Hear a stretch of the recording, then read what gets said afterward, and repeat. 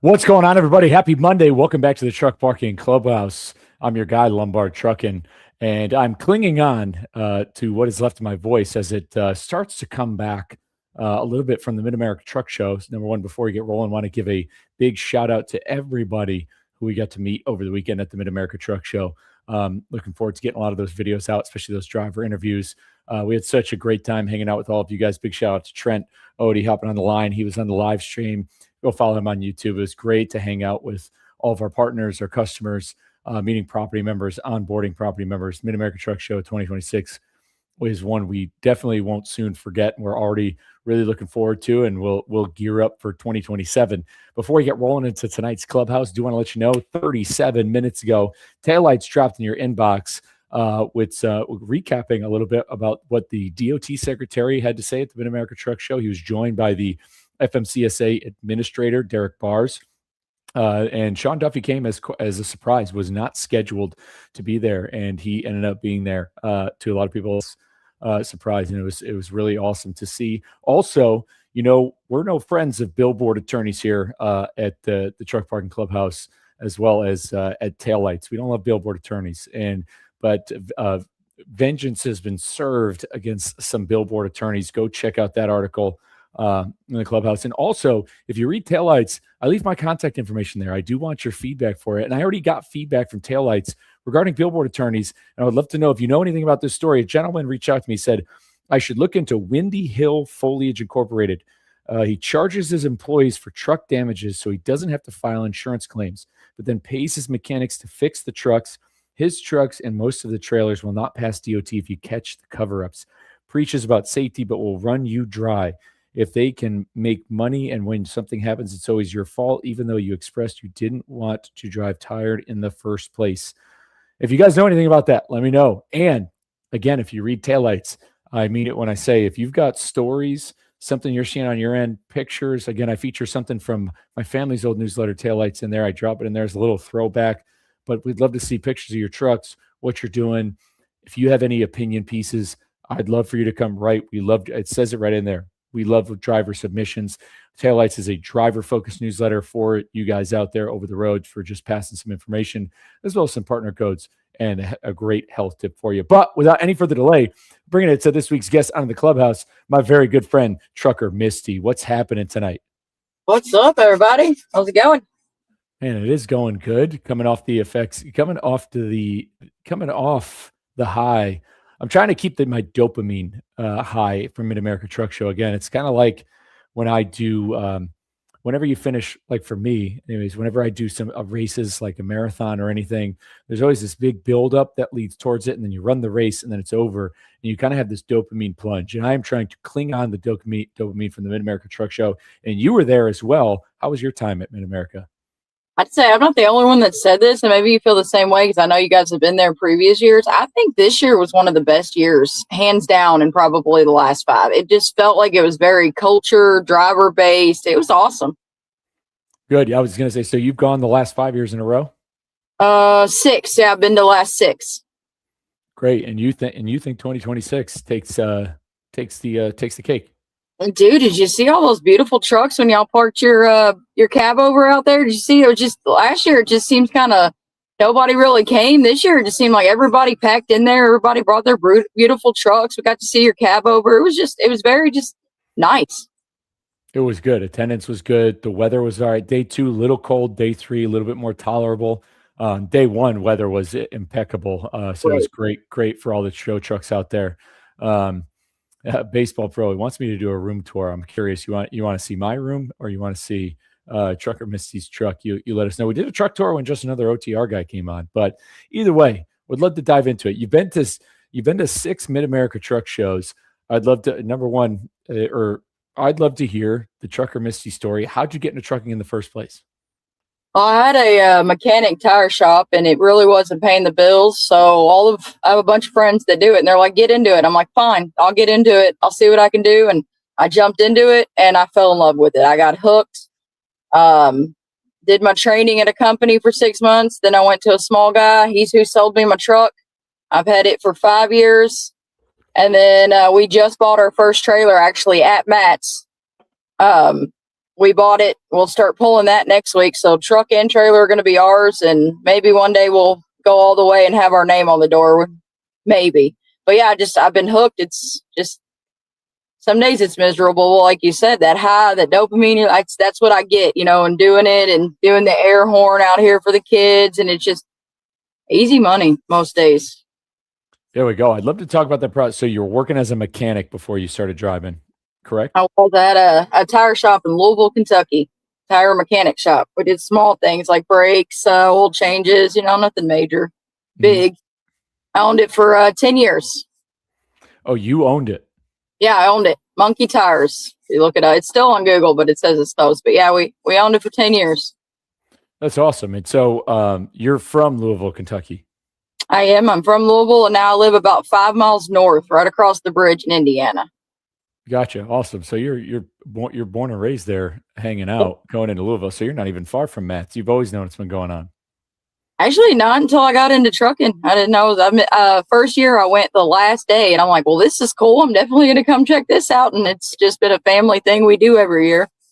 Yeah, it's interesting going out to a couple of restaurants after the show, meeting people there who weren't at the show. They'll be like, oh, where are you guys from? And we explain, I'm from Texas, a couple of guys from spread out across the U.S. They're like, what are you doing in Louisville? And we mentioned the truck show. And they're like, oh, yeah, it's almost as if the local residents didn't know what was going on.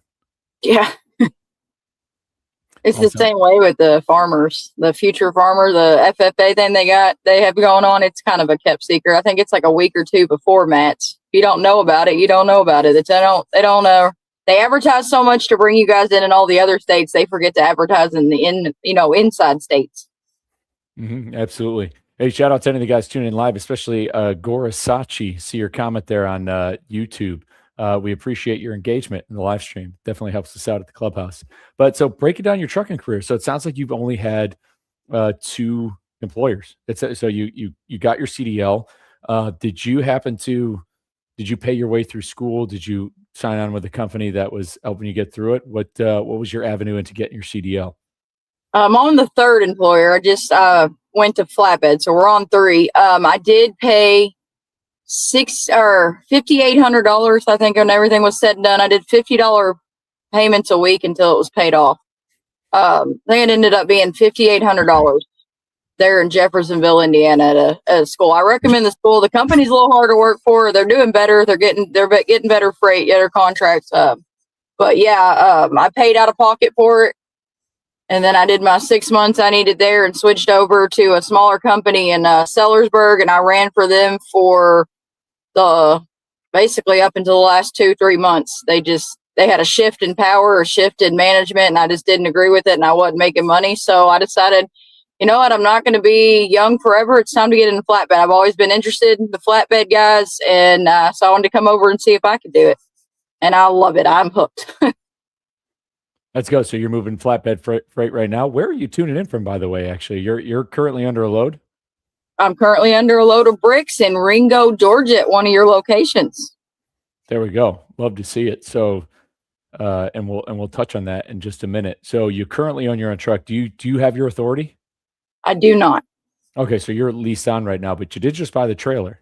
I did buy the trailer. Yep, it's going to save me about $300 a month on owning it. And at the end of it, I own it. I don't have to pay a rental. Is this the company I'm running for? They keep it really good. They give you a 3,000 net guarantee if you run. That's net, not gross. And but unfortunately, they don't own any trailers, so you're paying the company that they use, and it's like $300 a week to rent a trailer. That adds up a month. Yeah, absolutely. And so the carrier you're working for, where if you're, we love when partners come on the Clubhouse and kind of hype up some of the companies they work for, or brag on them a little bit. So, I mean, if you don't mind sharing who you're leased on to, kind of, if you don't mind telling us about the company you drive for, I'd love to give them a free pitch, just in case anybody watching on YouTube or on the Instagram is looking maybe for their next get up. Absolutely. They're Southern Specialties. They're out of Dixon, Tennessee. They hire owner ops, and they're the only company out there that I see right now for owner ops. You don't, like I said, you can lease the trailer or you can bring your own equipment over. They haul 48 and 53 foot flats. They don't do anything else right now. They guarantee if you run your week, they're not asking you to do anything crazy. They guarantee you run your week, you're going to net take home 3,000. And I mean, so I had to jump on it. A couple of my buddies are going to come over. They're like, you be the guinea pig. And I mean, it's phenomenal. They got a dispatch team over there. I don't sit. I don't wait for loads. They're banging it. They're keeping me busy. And it's just very small, very family oriented. And they understand that at the end of the day, the whole purpose of why I'm out here is to make money. Awesome. Where do you guys typically run? They are mostly Southern freight. So they're Georgia. I just did Texas last week. They do Mississippi all the way down to Florida. So they're starting to venture north. I think they do all 48, but what I do is basically stay on the 65, 75 corridor. Like I said, I did take a load of Texas. It paid good in and out. But they will hire anybody in the 48 inland states. I know that they do have some people that are out west, and then they'll work them down for a week or two, and then they'll get them home. They work around that. If you want to be home, they got guys that are home every night, girls that are home every night.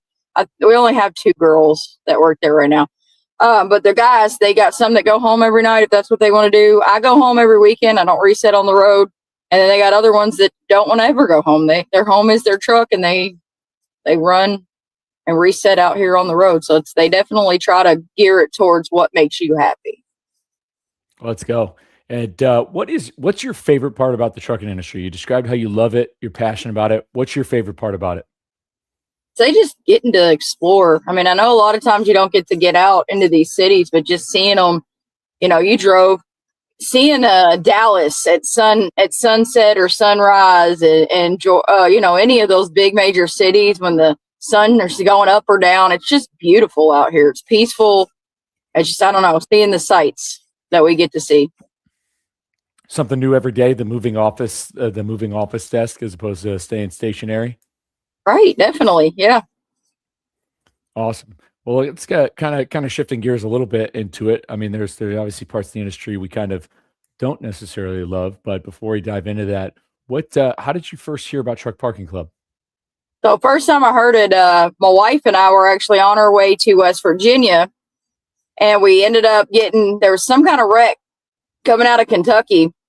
And we went to this. I was like, well, there's a pilot. Well, it turns out it's not a pilot anymore. It's a Love's. And there was a parking lot. I remember a parking lot being there. And I'm like, yeah, there's a parking lot. I know we'll find parking there. We pull in. And at first I was mad. I'm like, paid parking. What is this? I'd never heard of Truck Parking Club. So I'm like, $15. I'm out of time. I'm going to pay it. Everything's going to be good. I scanned it. And that was the day everything changed. I just figured you were that was just that lot. But then you guys sent me an email. Hey, come check out this. We have, and you guys were little at that. That was like 5 or 6 years ago. You guys weren't as big. And then so I left it alone for a little bit. And then I got, I don't know, probably 6 months later, was down to the last few minutes. Truck stop didn't have anything. So I was like, let's look it up. And then it's saved me. I don't know how many times. And now I look for it more than having to try to go to my hood's been taken off twice. One at a truck stop. I don't want my hood taken off. And y'all's parking lots, it'd be really hard to take out of some of these spots. It'd be hard to take a hood off. You'd have to really practice, and you guys make it easy and effortless, and it's changing the game. I'd rather give the property owner my money than have to give Pilot, where I just spent $800 in fuel. I have to give them, $25 to park for 10 hours. And they don't even guarantee my parking because some of them don't even come out and regulate the parking. I paid you $25, but you let somebody park in a spot for free. It's never happened to me at a truck parking club. I've never not had a spot anytime I've booked with you guys. Absolutely. So you've lost 2 hoods, and these are trucks that you own? Yeah, it was actually this truck. Yeah. So both passenger side. I don't know what it is about my passenger side. People just I got a hidden target over there or something. But yeah, a tanker did it. At a TA, that guy, I kind of give it to him. He was having a bad day and he was trying to make it over to the shop, but it was the middle of the day at 1:30 and it was an empty parking lot.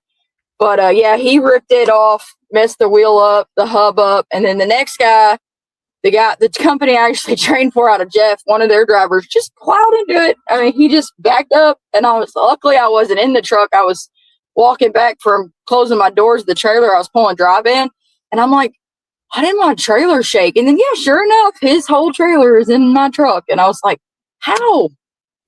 So yeah, it's that peace of mind, especially, you know, all of your owner ops watching it, these insurance companies, they take our money and then they don't. I mean, it puts us down. Like, I don't have 20,000 sitting around that I could take off and wait for my truck to get put back together and the insurance to decide if they want to cover it or if they want to wait for the other insurance company. So it's a lot of peace of mind parking somewhere that's quiet, gated.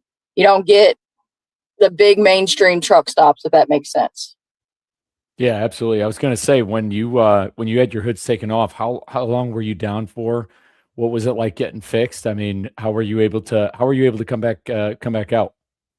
The first time I was able my company actually brought me a tire and a rim up, and they put it on, and we drove it back. I was only like an hour from it. The company I was running for, National Distributors out of Sellersburg. They're a good company if you're looking for a company, and they do have some owner op positions. Like I said, I ran for the guy for almost 7 years, 6 years, 6.5. But he let me go in a rental, and the truck was down. That time, the truck was down for 7 weeks. It was at the body shop because I drive a 2016 Freightliner Columbia glider. So the bedazzle clip on the lights, and something, I think it was the rim, he couldn't get a matching set or something. And, you know, I wanted them to match. I wanted the tires to match. So we were waiting on that. So 7 weeks on that one. The other one was pretty easy. I just did not open my hood until I got back to the yard. I dropped the trailer. I took it over to a new body shop, and they had a new hood put on. I had to get a new hood, new bumper. That time he hit it so hard he shoved everything over, the mounting brackets. I was able to save the headlights, I think, are the only thing that stayed on, and then it had to be painted and everything. But that one, they got it out. They did it in like 3 days. I think it was 3 days. So I wasn't out very much on that one. And the insurance, that insurance company, they admitted fault, and that one was paid out. I actually got paid for my 3 days I was off and all of the damages and everything. The other one we're still fighting for. I'll probably never see money on that. But yeah, I was lucky. The guy I was running for let me borrow. He let me rent for like $350 a week. I think I rented his truck. He let me rent one of his trucks nobody was running in. Well, good. I'm glad you're able to make it out of it. Got to give a quick shout out real quick to Aurelius on Facebook. Thanks for dropping in to say what's up. Terrell Howard on LinkedIn. He says their truck stop still charging. Thought they were done away with. Love's TA or Love's does not charge Terrell, but yes, like Pilot, TA, Petros, they do have reserve parking at most locations. I'm not sure. You know, there's still plenty that probably have all free, but yes, they do. The flaw in the system is where they have reserved parking. You can, just like Trucker Misty says, which has happened to me before too, you can reserve it all you want. But if you get there at 7 p.m. and that lot's full, there's really nothing you can do on it, which is kind of the perk of Truck Parking Club, where we do have some locations, like we have some of our locations that are at like gas stations and small travel centers. You do have to be physically parked, and this is how we avoided it. You have to be physically parked at that establishment. Then you would scan the QR code and pay to park, as opposed to doing it beforehand. But the majority, 97% of our locations, you are able to book and reserve ahead of time. Within you can do it like 2 weeks out, if not longer. So check it out. So appreciate you jumping in. Would love to ask you. I know you're at one of our spots in Ringgold. Any of our locations stand out to you that have helped you out, or one of your favorites? Yeah, I have to say, I really want to go stay at this one again. And it wasn't like at first you pull in, it's nothing special. Was loading, the load got messed up. So we were waiting for the broker to approve if we were going to take the load, because a couple of pieces of vinyl had got messed up. So we were just making sure. So I ran out of time. So I'm like, I got on my app, boom, Cincinnati, Ohio. So we pull in, like I said, it's a gated lot. Nothing special. Guy has a porta potty. You wouldn't think anything. I just need a place to do a 10, and then I needed to roll. Well, we pull in. We're there. The wife's with me. We check the straps and everything, and then we're sitting in the truck, and we're just talking. And she's like, "Well, there's not really anything to walk to." And so we were talking about dinner, and some guy comes walking up to the truck. So I go up to the seat, and I'm like, "What's up, man? Maybe I'm not in the right spot or something." He said, "Hey, feel free to get out of your truck." and I don't know if I just like to support, like I said, I have a small business. I love to support the small business. He went out of his way. And the reason why I say that is it was completely grappled. He gave you stuff to support your landing gear if you wanted to drive your trailer. But where his property backed up was a river. And he cut out a crate. I cannot wait to go back and do this. I wish I would have took a photo of it. But he cut out this crate that he has facing the river, and he put a gym in, and he allows any driver that parks in a spot to use that. It's so peaceful. He tells you to bring your own fishing pole if you keep them in the truck, because it's right there on the river. I mean, not enough that you're going to flood or anything. You don't have to worry about that. And he has the cleanest porta potty. He had a little office that he set up on, it has a microwave, a little bit of air conditioning. I mean, he went out of his way, and then in his shop during the day, he has his own shop. He'll change your tires and he just went above and beyond. He could have just put a little lot out there with a little gravel and told you to park and all that. Like that, just the gym stood out to me. I mean, that was just so thoughtful, because out here we don't eat right. We're all eating cheeseburgers, driving down the road, drinking soda, but I mean, it was just thoughtful. You get out of your truck for a few minutes and you could be your peace looking at the river. It really just stood out. I mean, I'll have to go back and review that one for sure. Yeah, and also when we get off the live stream, I'd love for you to send me that listing, because that's a property we'd love to highlight. I'd love to highlight that too, especially you said that was down in Alabama, right? No, it's Cincinnati, Ohio. Cincinnati, that's right. I'm looking at Ralph's comment. Ralph was mentioning a spot in Alabama. This guy was up in Cincinnati. So good to know. We'd love to highlight some of those property members doing a little bit extra, offering a little bit more. And I mean, that's the thing. I don't even think because on the app, which if people don't know, you can cycle through amenities in case you need to fit oversized or hazmat, whatever it is you need. But we don't have an amenities filter for fishing. So this is a good one to know on. Where you can get some truck parking and some fishing. Yeah, I mean, I don't know if you're technically you're on private property. So could they say anything if you cast it into the river there because you're on his property? I don't know how it works in Ohio. Yeah, every state's different, but no, he was just he didn't have to come out to the truck and speak. He could have left us alone, took his money, and went on about it. It's just he went out of his way to make sure we were comfortable. It was just, it was just nice. I'd always rather give my money to the mom and pops. I give my money enough to the big name truck stops just in fuel, or, God forbid one of these straps break out here and it's my extra one. You're going in, you're paying extra for a strap or something, they're getting my money, but the little guys don't get enough praise. Absolutely. Well said. Yeah. I know our good friends at the Corvette couple, they kind of described our platform in the marketplace as a small business connector. So it's a great mindset to have going into it. And yeah, those strap markups are tough for baseball pro. He's asking how much is it for parking? It definitely varies on where you're at in the country. Average anywhere from $15 to $25 daily rates. It really depends. Rates are set up by the property owner themselves. And he also asked, what's the favorite part about being a truck parking club? And it's that we're solving the industry's biggest mission. Let's see. Jason, appreciate you jumping in. Respect to you. He's telling you, Misty, to drive safe out there. So, Jason, appreciate you jumping in to say what's up and kind of moving on again. So, you love everything about the industry.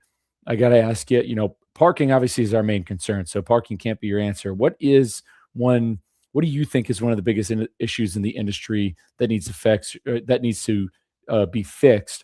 Or what is something that you're working on to help change, or something you want to see change? I'd say right now, I'd have to go with what everybody's probably going to say, and that's getting everybody. It's not so much it's getting all the bad truck drivers out. We need to be all consistent. We all need to know how to read our road signs. We need to know how to speak clearly. We need to be safe out here. Our families are in these, and you drove. These are 80,000 pound, sometimes you're hauling stuff that'll blow up a whole city like Cincinnati. And then you have to know how your brakes work. You need to know the ins and outs of your truck. And we need to figure out how to get everybody on the same level to where we're all safe. Because it's not just the people that don't speak English are the problem, because I've met plenty of people that speak English just like you and I, and they're not very smart. They should never be behind a truck. So we need to like figure out these truck schools that are just, you can pay extra and you get your CDL and you walk away and they don't actually train you. We need to figure out somehow without messing up, because like when logs come, it kind of messes a lot of people up, but it kind of prays others. So I don't know how you could fix it without messing it up. We definitely got to get the bad drivers out. I mean, we have to be able to know that our families can drive on these roads and safely get where they're going without worrying about somebody with their phone in their hand. You don't need to hold your phone in your hand. If you can't put your phone down to drive, we usually drive, couple hours at a time. We take a break, go to the bathroom. You can check your phone then. If you can't do it, you don't need to be in this industry. Go do a desktop or something. You don't need your phone in your hand. It's crazy. Absolutely. So kind of you'd narrow that down to like driver training and development. Definitely. Yeah. Yeah. I'm curious, there's especially at Mid-America and then other conferences. We were at Freight Tech conference last month at Manifest in Las Vegas. And, and we promoted in taillights, and we had author Gord McGill over at our booth selling his book, End of the Road, which, by the way, to any of you guys watching, it's fantastic kind of memoir piece that pays homage to the industry, but also really it pays homage to the industry and quarterback from Gord McGill telling his thoughts and what he's researched as he's written on it throughout his 20, 25 plus trucking career. And the way we've seen things go since 1980, for example, with technology is, we have we're surrounded by driver facing cameras, technology, and is the answer to the phone thing. I almost have in my mind where I think the future could be what the truck won't, like, you'll have to put your phone in some sort of secure box for the truck to start. Like I'm curious if those conversations are already happening, which again, then it just falls in line with another regulation on a driver where you're kind of, where zooming out, I think a lot of drivers would agree, like, yeah, hey, the phone should go in the freaking some sort of lockbox. You can't start the truck or you can't put it in drive until it's in this box, or you can't touch it. But now we're talking about just something else to pry away from kind of drivers. Again, it's kind of nanny stating the more technology on the drivers, when really we just need to be training and developing them to have the, if the phone's going to be there, I mean, having it on the vent with a certain GPS or anything, again, you're taking away what could be a tool because it's being taken advantage of. And the answer isn't more technology or restrictions. It should be better training, development, and bringing people in the industry. Yeah, I mean, I definitely agree with that. I mean, because like we use our phones for, you can turn your YouTube on to listen to, music as you drive, or like you said, there's different apps out there that people use, like Trucker Path, or Hammer. They need a phone for that, or a tablet, and locking your phone up. It's just, I don't know, like maybe we can show people what happens when you're distracted, actually show them the raw footage of these people that have been hurt. Maybe seeing that might get it through their head, because a lot of people, oh, that won't happen to me, I know how to drive. And it could happen at any second. Your head has to be on a swivel out here at all times when you're driving, so I don't know, maybe we could just teach them. I don't know how to fix it. Like you said, how do you fix it without adding a bunch of more regulations and make the drivers that aren't doing anything wrong not be miserable? It's one of those things. Can it be fixed? I have no clue. For sure. Last question I got for you, because can't take up your whole night. I know you got to get ready to get back after it. But what is if you could either, what would be your advice? I always say, like, what would it be like to go back and or what would you tell yourself and go back? But better than that, if you were talking to, what is your advice to anybody who's looking to get into, say I'm, hey, Misty, I'm into school, I'm about to get my CDL next week. What's your advice? Run? No, I'm just kidding. I always tell everybody starting out, just know you're the grunt. Everybody starts out. You're going to get lower paying. Most of the time you get stuck in a big name company. If you can keep your head down and just keep your CDL clean, don't get any tickets, don't get any violations, and know when to stand your ground. I did a lot of things for my first 6 months of training that could have ended badly. I ran over my hours because the company told me I had to, and if I didn't, they were going to cut my pay. Just know to stand your ground and be like, it's not safe. don't do it. But get your year in, and then the door opens up to a lot of smaller companies where you're going to get better pay, better benefits. Just stick with it, keep your head down, try to find a decent company with better reviews. But just know that first year is the hardest. You're going to go through your highs where you feel really good, and then something as simple as your family member calling, you're going to be going through your lows. You go through the high, low depression. You go through that all the time in trucking, but you learn how to cope with it a little bit better. But just that first year, if you could just keep it down, keep, no tickets, no violations, no warnings, just try to learn and take it slow. That after the first year, it just seems to kind of get easy. That first year is the hardest. Well said. Yeah, you get through the first one, the door opens. Well, hey, Misty, I appreciate you coming on the Clubhouse tonight. Number one, it's the first time, will not be the last time. We do love to get everybody circling back to update us on whatever properties they're saying at, what's going on their side of the industry. Again, the Clubhouse exists the same way taillights exist. Taillights is driver focused. Clubhouse exists to also be driver focused, to have drivers on telling us about what their life is, what they're going through, how they're, what their stake in the industry, who they are within the industry. So it's really important to bring you guys back on to tell us about what's going on your side and your link in the chain.